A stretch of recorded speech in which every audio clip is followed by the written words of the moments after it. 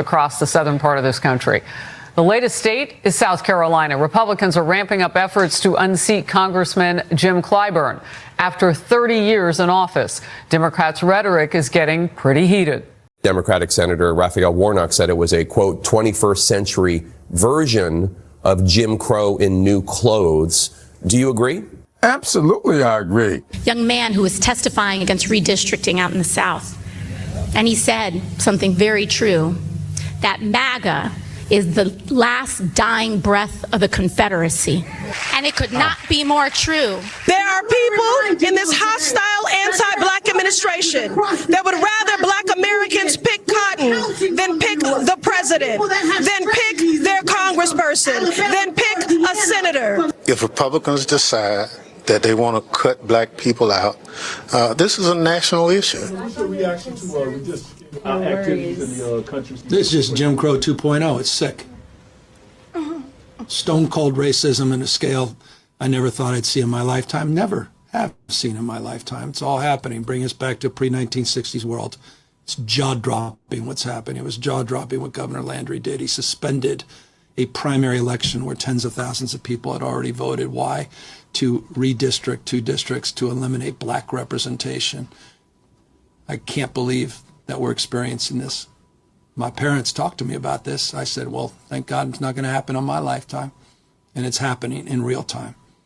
Anti-woke is anti-black. All these attacks on DEI, it's anti-black. Level of racism is sick.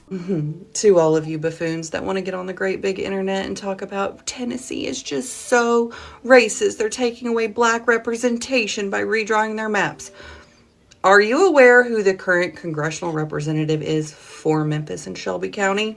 Clearly not, because if you did, this black representation that you're losing by redrawing these maps means that you're going to be losing this guy, Steve Cohen, who has represented that district for the past, 20 years or so.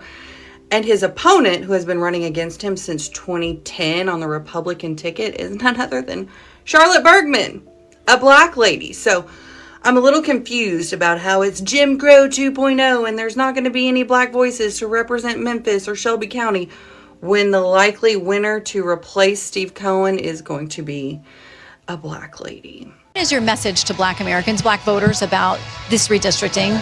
The Supreme Court issued a long-awaited opinion, and I think it was long overdue, and they stated the obvious that drawing congressional lines must be fair. You cannot draw lines on the basis of race, and that's what was done in Louisiana. So they declared it to be an unconstitutional gerrymander, and it was.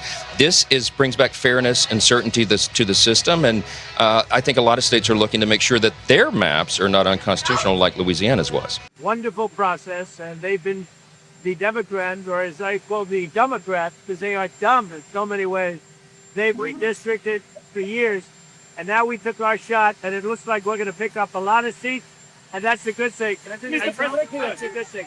We want voters to have their choice. We want fair voting. We want fair elections. The Democrats have been cheating on elections for many years, and all we're doing is winning. Excuse me, sir. The Democrats. That's we may want to keep that around for a minute. Yeah, we might need to toss that on a t-shirt. Yeah, it's got a nice little ring to it, doesn't it? I recently heard a minister from the pulpit, actually during a service talk with, approach the congregants and with a real depressed and forlorn attitude, and basically said, if we didn't know how much we needed God before, we need him now, because of look what they're doing in this country with the voting right, gutting the Voting Rights Act, and how they don't care nothing about people who look like you and me and our children. And I said to myself, it really is. And I'm waiting for the contradiction. And I want the chat to know I'm open-minded enough that I'm actually looking for the contradiction. But you cannot be informed and be a Democrat, because they really believe this. Yes. They believe it's Jim Crow 2.0. They believe that blacks are being drawn out and unable to, or well, they can't explain how they're unable to vote, but they know something bad is happening with the black vote. And what has happened is exactly what I've been saying when I keep saying stop spreading blackness like peanut butter, is they are making black people the face for Democrats. Black people are not being drawn out in redistricting. Democrats are. And Democrats are because they used race-based, meaning black minority majority areas, drew lines around them and created fake congressional districts as a result. But this is not a black issue. Black people are not falling out of power. Black people are not unable to vote. Black people have every right they had 15 minutes ago. Who is shaking in their boots is Democrats. Make these Democrats come out here and say their name. It is not black people. Black people are fine. Democrats, y'all are in trouble. What is it, Molly? You in danger, girl. Okay, Democrats are in trouble, not black people. Black people are whatever we were before, we are right now. Thank you. Whatever we were 15 minutes before, we are right now. Nothing has happened to us. However, the jig is up on these fake, unconstitutional, and this is why they're really mad. They're really mad, and you have got to give Trump and his administration all of this talk about him playing 4D chess. Well, this was a checkmate right here. If you wanted to see one, this is one, because the Democrats have been resorting to and been successful at stymieing a lot of the agenda and just slowing it down through lawfare. But they cannot do the lawfare on this one because the Constitution is on his side, which is why they are now, as they always do, taken to the streets. And let me tell you, I saw over the weekend, let's all be mindful. Let's all be careful, because now that they cannot sue their way out of this, there is no way out of this. These states are going to redraw these maps. These seats are going to be up, likely for Republican pickups. But the real panic on their part is the possibility that they cannot win the golden prize of the presidency, not only in 2028, but after 2028. Remember, then you have the 2030 census, which is going to reapportion seats. So between this redistricting and the 2030 census and the reapportionment, the prospects for Democrats for at least the next 10 years, and who knows how long beyond that, it's coming to them how dim is starting to look. And now, because they cannot fight it, they are sharing it with their voters. And unfortunately, what they're sharing is a battle cry, almost something akin to a civil war. So when people have no other avenue, and they are locked out, my friends, they are locked out. They're locked out of the courts. They're going to be locked out of the state legislatures. There's no place for them to go with this. And when people are locked out, they resort to, oftentimes history will tell us, violent and extreme measures. And for that, Wise ends the show, every show, and we have to not let this pass by us and waft over us this quick. But that stay prayed up is real. Be vigilant, be watchful, always be open and friendly. But understand that there's some very, very angry people who, for them, their lifetime's grift is coming to an end. Yes. And they know it. And they want their voters out here in the streets. So we all need to be very careful. And you know me, tighten up on all of that vitamin C and D, because you do not know what lengths desperate people will go to. No, you're absolutely right. Could you talk a little bit about how this ruling will affect Black representation, not only at the federal level, but at the state level? I'm thinking state lawmakers, county commissions, city councils. to what extent will this ruling affect representation and the representation, particularly of voters of color, at the levels below the federal level? Absolutely. And that's why I think this is such an important conversation to have at this moment. In a competitive authoritarian nation, which is what America is now, democracy is about ensuring that we have shared power and shared voices. It does not guarantee you victory, but it guarantees you access. Authoritarianism, especially competitive authoritarianism, attempts to diminish your ability to use those same democratic institutions to your benefit. With these new maps, we know that analysis by Fair Fight and Black Voters Matter show that we could lose 19 to 20 congressional seats, but we could lose up to 191 state legislative seats. And in the South, those state legislators draw city council districts, county commission districts, school board districts, and they draw state legislative lines. And so if you want to know if your child is going to have fair and equitable access to education, that will be diminished if your families can't participate in elections and elect leaders who value your education. If you want health care in the South, it's the state legislature that decides whether you have access. All of the things that disproportionately harm communities of color will now be decided by people who disproportionately dislike and vote against the needs of people of color. But what we have to remember, and this is why I started the 10 Steps campaign, this is a national fight. It may start in the South, but it has national implications. Progress that serves the most disproportionately harmed communities lifts everyone. But if we do not do so, if we allow the suppression of black and brown votes, we are harming their neighbors and we're harming the U.S. And that's why we cannot allow the South to be left behind. We need national intervention because they are starting in the South. But this is a national attempt to misuse democratic institutions to suppress all of the communities who fight for democracy in this country. I heard lie after lie after lie. Good Lord. Is that so? I guess they were silencing the voices in the East Coast, in the Northeast, right? Because you're saying the people in the South, they're being silenced because of the change of the map, because it's more red than ever. But when all of those in the Northeast were bright blue and none of the Republican voices that were living in those states, they have no representation. My dear sister Mika don't have no representation over there, but don't nobody care about that, right? That's not authoritarian. No, that's normal. We are making sure black and brown. Listen, I'm telling you right now, that's what Satan looks like. I'm not even gonna lie. That's what Satan looks like. That's what Satan's minions looks like. Because Satan has a gap tooth. Yes, he does. A big gap. He does. Big one. You saw Satan right there in that garden, right there in that conversation.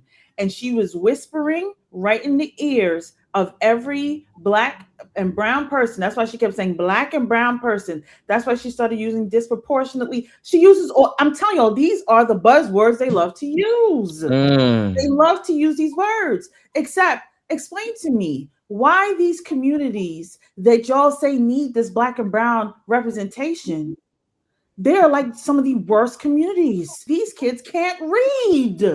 They can't read. Make sense. Thank you, Brother Wise, for pulling up the map. Because yes, down below, that's democracy. Up there, Thank top, you. Oh, that's Thank you. 2.0. Make it Thank make you. sense. Thank you. I'm so sick of these people and their ridiculous excuses. My skin color decides how I vote. We're tired of it. And I'm telling you, people in these communities, the people that y'all saw in Alabama this weekend, they were bussed in. I told y'all that. I received the text messages here in Georgia. They were busting from Georgia, Chicago. They were busting from everywhere. There were barely any people from Alabama in that group. Majority was from outside of Alabama, because they just get their little entourage together. Come, we need to come. Why do you think AOC had to say the North is pulling up to the South? And mind you, I just want to give AOC a warning. The North doesn't want to pull up to the South because the South, they carry their 2A and they don't mind. So I don't think the North wants to pull up to the South. That's not a smart move by the North.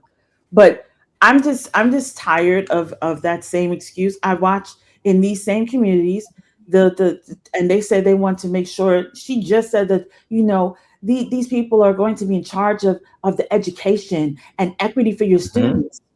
Yet your students are reading at a 16% proficiency. 16% of your students can read proficient.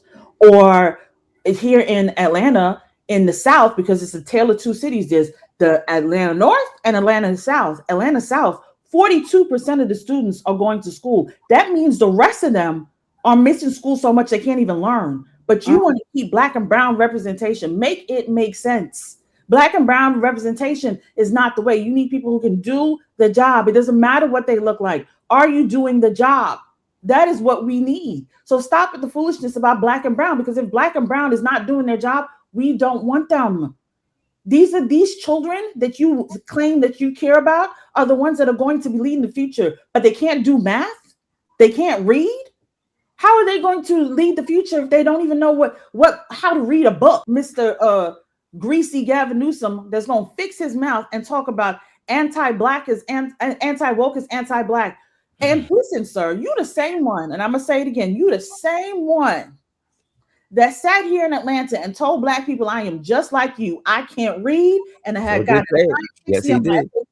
my SAT. You said you On were video. just like Black people because you think Black people can't read.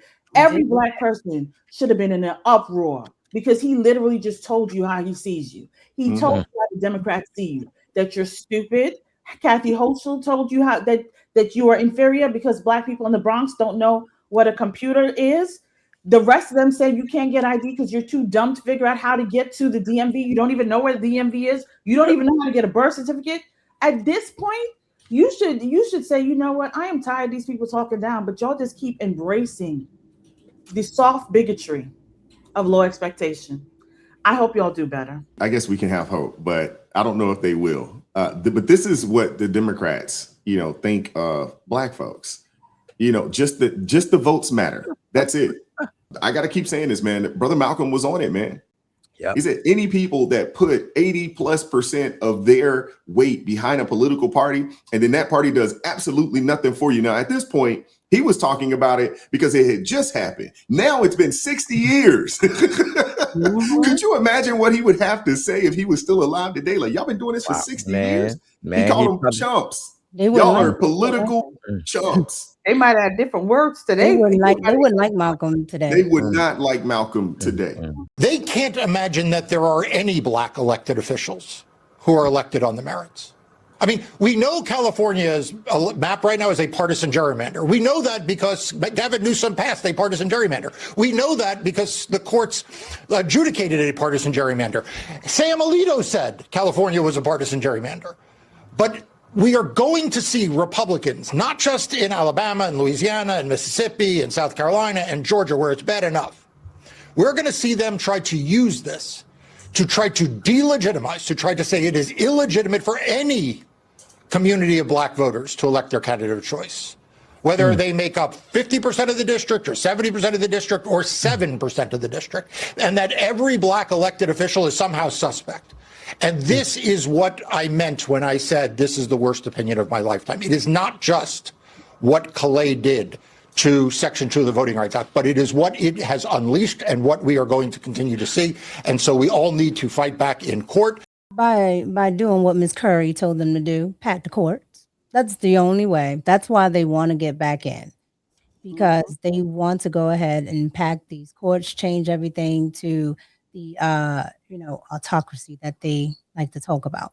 But Stacey Abrams said something. She said democracy isn't shared. Well, she said democracy is when you take away the voices and all this stuff. And I'm just sitting there like, mob rule is democracy. And that's what the Democrats have been doing. Like, how is the voice being taken away? I vote, even though I know technically it won't matter. I vote every time we have these elections on a local level, and they're waging that war locally because that's really where it matters. That's how they get to these federal levels. And a lot of the times, Democrats, meaning their constituents, they don't pay attention to those things. They don't pay attention to the local elections and what kind of people they're voting for. But conservatives do. And that's where they have the advantage. So if all of these states are technically red and they go out and they vote for these judges, they vote for these types of commissioners and mayors, things like that, that changes things statewide and then of course federally. So they know these things and they're afraid of that because I've never seen a blue state, honestly. I've never seen a blue state. They talk about California, but California really isn't blue. No. And so when you look at all of this, it's just like they know if the Republicans are able to do this, they won't have a chance at all. And I'm honestly glad also we're getting a lot of these rhinos out because they're starting to irritate me as well. But we've been getting, a lot of them out because there's no reason Thune is doing what he's doing. There's absolutely no reason for it. Like, why won't you bring things to a vote? And it's because they're on the same team. So you have to be, aware of that as well. People running as Republicans that aren't really Republicans. And they're still able to push, these liberal type stances. They may have one or two things that, conservatives agree with, but not really. And if we're going to talk about silencing voices, that is the state, like Maryland is literally that. Everybody here, for the most part, gets no representation, no voice, and nobody bats an eye. It's perfectly fine. But they always do this when it's quote unquote a black city or a black district. But yet you have places like Charles County that has rich black people, and yet they don't vote for Democrats, but yet that's what we get. So to me, they're full of it with everything that they're saying. And for the life of me, I hope Jim Clyburn gets scribbled out just like Ratchet Crockett. I hope so. Because they talk about these Supreme Court justices, but he's been there forever. And it's okay. Like he's a lifer. And it's okay. And that's what they're really afraid of. That these lifelong seats of them doing nothing, they're going to be wiped out. And I hope so. Oh, that's exactly what it's about. Jim Clyburn has had a young man run against him in that district, I think at least for the past two terms. And, he's had a stronghold on that district since 1993. Vince Everett Ellison ran, against him, and he couldn't win in that district. So the Democrat Party has a stronghold out there in South Carolina in that one district, the way they drew it up. That's right. And the thing is, he wouldn't lose black representation because the person that would run is black. They're independent. They are not considered black. Exactly. Can I just point out that they say all this, but do you know in Utah, there was a black representative and but he was Republican, and they drew out the black representation so a Democrat could take the place? No. So it's like they say the foolishness, and you're just like, but you draw out black voices all the time. So stop saying it's black voices. It's not black voices. It's Democrat voices. Stop spreading black people like peanut butter, because it's not black, it's Democrat. Take a look at some long-term population trends that really should set off a flashing red siren to Democrats nationwide while bringing a big smile to the faces of Republicans nationwide. Why do I say that? Because take a look at the big population gainers versus the last census back in 2020. According to the latest population estimates that take into account the population mid-2025, look at this. The biggest population growth this decade, all 5 of the states that Donald John Trump won in 2024. Texas, Florida, North Carolina, Georgia, and of course the great state of Arizona, where I spent my New Year's Eve. I love those folks out in Prescott, Arizona. These were the biggest gainers. The biggest gainers in terms of population compared to the 2020 census. Now, it's not just a red state boom. This is what we're looking at. We're looking at a red state boom here. But it is not just a red state boom. We're also looking at what I would dare call a blue state depression. Because who are the people? Who and where are the people moving from into the red states? Well, they're blue states. They're blue states. Take a look here. The lowest domestic net migration this decade. All 5 of the states that were won by Kamala Harris in 2024. Look at this. California, Harris's home state. New York, where I'm coming from right now, of course. Illinois, New Jersey, and of course the great Commonwealth of Massachusetts, which is a bastion of blue liberalism. These are the states that folks in the United States are moving away from and into the red states, which is propelling a red state boom. Now, this is interesting, right? But it could also have major political ramifications if it holds for 2030, the next census. Because take a look here. If, in fact, the 2025 population shifts hold for the 2030 census, look at this. Look at the House seat shifts by state. Remember, of course, we apportion the number of House seats depending on the population in each state. If, in fact, the 2025 population shifts hold for 2030, states that Kamala Harris won, they would lose. They would lose 7 seats in the United States House of Representatives. The states that Donald Trump won in 2024, they would gain 7 seats. Now, this isn't just about the House of Representatives, right? It's also about the Electoral College, because the number of electoral votes that each state gets is equal to the number of senators. Each state, of course, has 2, plus the number of House seats that they have. So what would this mean for the House of Representatives? Well, if you remember back in 2024, right, it was all about, we were talking about the blue wall. If Kamala Harris could win the baseline Democratic states and then add in the blue wall states of Michigan, the Commonwealth of Pennsylvania, and Wisconsin, she would get to 270 electoral votes.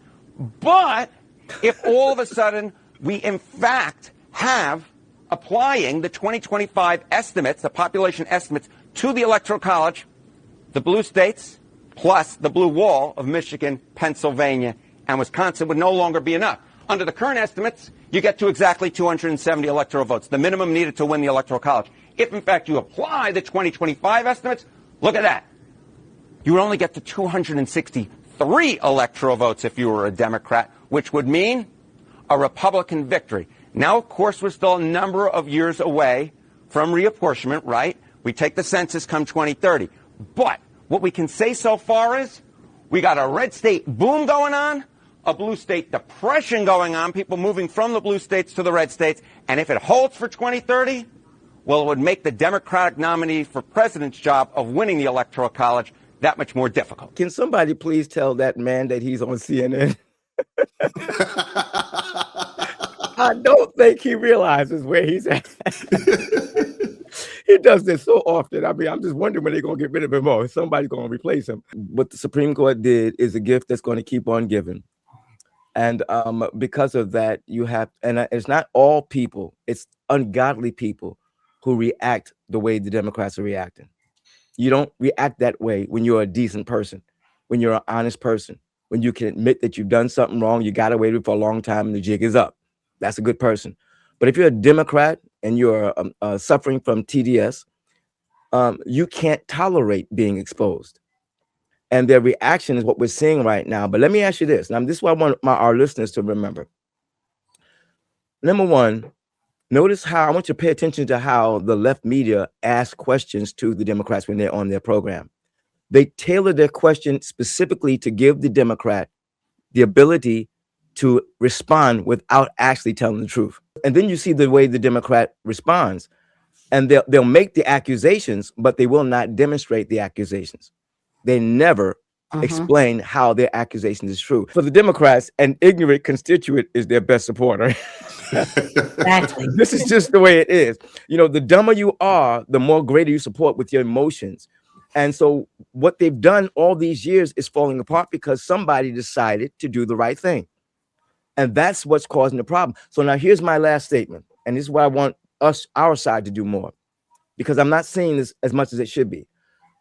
Republicans need to confront the Democrats and ask them, don't accuse us of what you're accusing us of.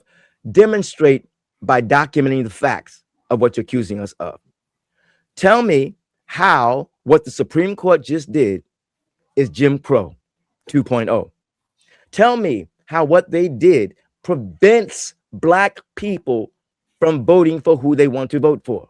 You see, we've got to stop. One of the things that really drives me crazy about the way things are going in our society and what's making it so easy for people to be deceived is that people are not being nailed when they're making these statements, and it's not being done often enough. Now, again, you're going to have people that are they're going to follow the Democrats no matter what they say. But the more we nail them with the actions, pointed questions, that kind of stuff is powerful. That's the kind of thing that's going to help the sensible people who are being controlled by the Democrats get delivered. What are your thoughts on any of this? Hit the like button, share the video, subscribe to the channel, turn those notifications on to all so you never miss an upload. I appreciate the love. I appreciate the support. And as always, keep God first. Stay prayed up. We'll catch up with you guys next time.